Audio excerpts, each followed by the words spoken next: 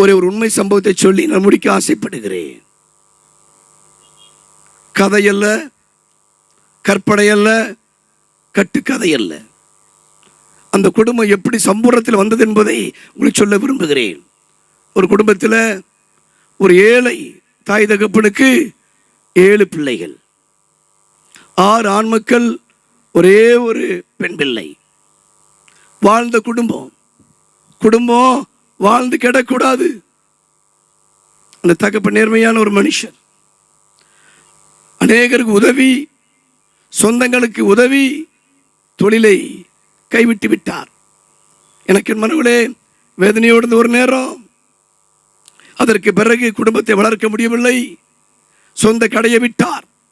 பிறகு பாம்பேக்கு சென்றார். கதையல்ல, கற்பனை அல்ல, மெய்யான காரியம். பாம்பேக்கு தன்னுடைய மனைவிட சொல்லாமல் சென்று விட்டார். அந்த மனைவி 7 குழந்தைகளை வைத்து கதறி கொண்டிருக்கிறார்கள்.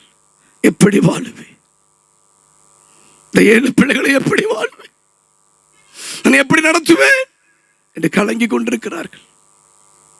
பக்கத்து வீட்டு அம்மா சொன்னாங்க, பக்கத்து தியேட்டர்ல ஒரு நல்ல சினிமா படம் ஓடுது, நல்லதங்கால், பழைய படம், போய் பார்த்துடாதீங்க சொன்னேன்.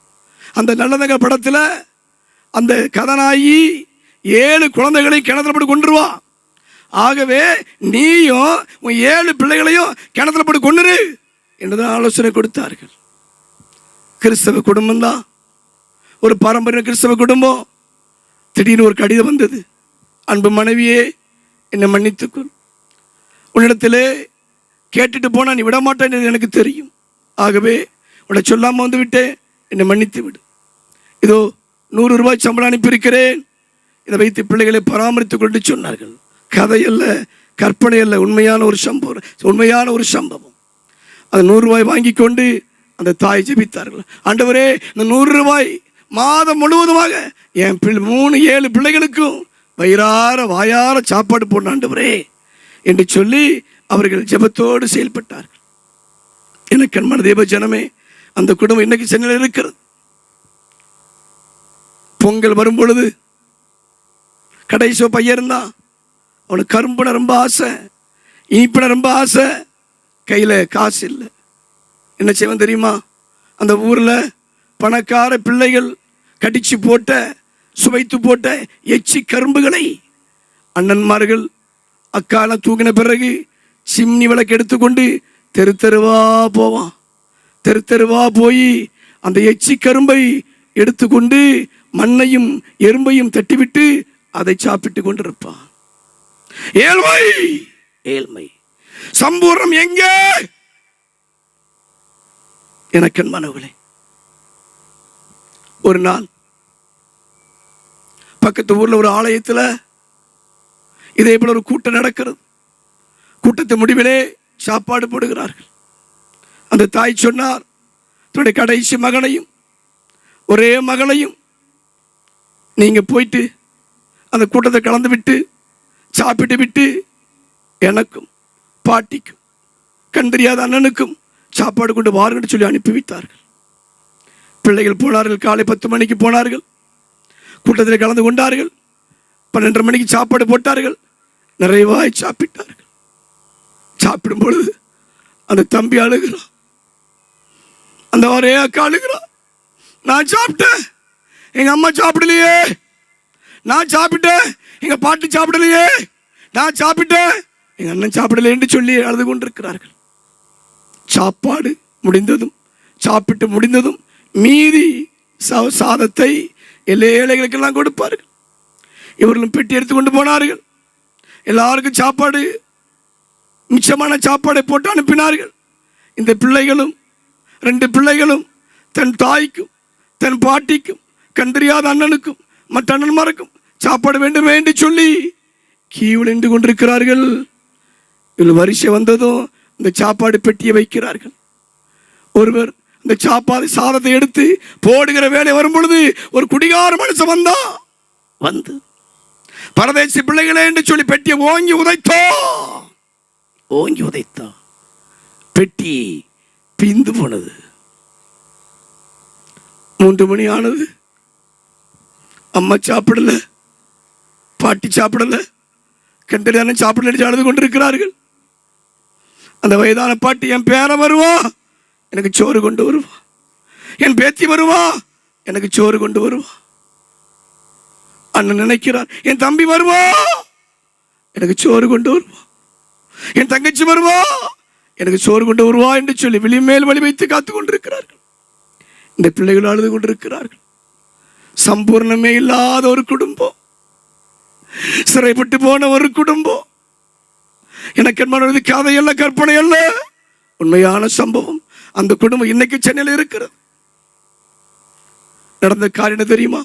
ஒரு மனுஷர் வந்தார். பிள்ளைகளே ஏன் அழுகிறேன் என்று கேட்டார்.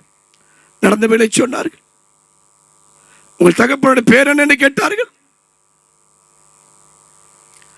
தகப்பனுடைய பேரை சொன்னதும், ஓ நீ இப்படிப்பட்ட ஒரு மனுஷனுடைய பிள்ளைகளா, நீங்களா இப்படி கஷ்டப்படுகிறீர்கள் சொல்லி அழுகையோடு அவரும் அரவணைத்துக் கொண்டு பெட்டி நிறைய சாதத்தை வைத்து வைத்து அனுப்பினார்கள். எனக்கு அன்பானவர்களே, அழுகையோடு கண்ணீரோடும் 5 கிலோமீட்டர் தூரம் நடந்து கொண்டே இருக்கிறார்கள். வயதான பாட்டி கண்ணை பார்த்து, என் பேரை வர்றானோ,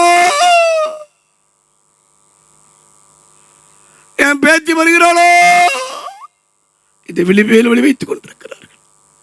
கண்டறியாத அண்ணன், பசியின் கொடுமை, பசியின் கொடுமை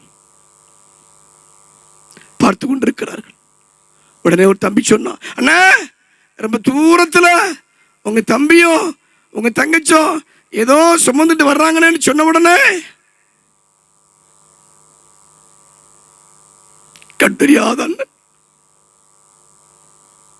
நடு ரோட்ல ஓடுகிறார்,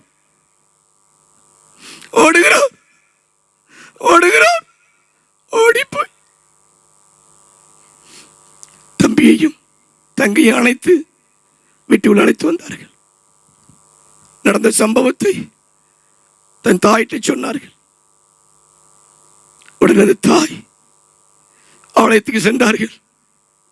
தெய்வமே, இதுவரைக்கும் இந்த பிரச்சனை, இதுவரைக்கும் இந்த கண்ணீர், என் குடும்பத்துக்கு ஒரு விடிவு காலம் இல்லையோ என்று ஆள ஆரம்பித்தார்கள். சம்பூர்ணம் எங்கே, நிறைவு எங்கே, கையேந்திதான் கொண்டிருக்கணுமா என்று சொல்லி அழுதார்கள். எனக்கு மன தேவச்சனமே, நாள் ஒன்று வந்தது. ஆண்டவர் அந்த குடும்பத்தை கண்ணோக்கி பார்க்க ஆரம்பித்தார். தேவனுடைய அன்பு தாய் மீது பட்டது, தேவ அன்பு அந்த குடும்பத்தை பட்டது. கர்த்தருக்கு ஸ்தோத்திரம். கடையை கொடுத்தார், ஃபேக்டரி கொடுத்தார். எனக்கு மனவளே, ஒருவேளை சாப்பாட்டுக்கு வக்கில்லாத குடும்பத்தை, ஒரு அடி துண்டு கரும்பு வாங்க வக்கில்லாத குடும்பத்தை இன்றைக்கு அநேக குடும்பங்களுக்கு ஆகாரம் கொடுக்க முடியாத உயர்த்தி வைத்திருக்கிறார். கைதடி கர்த்தருக்கு ஸ்தோத்திரம். அல்ல அல்லேலூயா, அல்லேலூயா, அல்லேலூயா. அவர்கள் வேறு யாரும் அல்ல, எங்கள் குடும்பம். எச்சி கரும்புக்காக இரவில் சிமினி விளக்கை கொளுத்தி கொண்டு தெரு தெருவாய் ஓடி அந்த எச்சி கரும்பை சாப்பிட்டு சொன்னேனே, அவனை வேறு யாரும் அல்ல, உங்கள் முன்பு நின்று கொண்டிருக்கிற அடியே, அடியே. எனக்கு மனவளே, தேவனுடைய அன்பு உன்னை சம்பூர்ணமாய் மாற்றும். என் குடும்பத்தை உயர்த்தின அதே அன்பு, என் குடும்பத்தை ஆதரித்த அதே அன்பு இந்த ராத்திரி வேளை உன்னையும் ஆதரிக்கும்படியாக கடந்து வந்திருக்கிறது. எனக்கு கவலைப்பட வேண்டாம். உன் கஷ்டம் எல்லாம் மாறப்போகுது, உன் கடன் எல்லாம் மாறப்போகுது. நீ நல்லா இருப்பாம்மா. இந்த 4 நாள் கூட வந்திருக்க, நீங்க நல்லா இருப்பீங்க, உங்க சந்ததி நல்லா இருக்கும். காரணம், தேவன் அன்பாகவே இருக்கிறார். ஆமென் சொல்லுமா? அல்லேலூயா, அல்லேலூயா.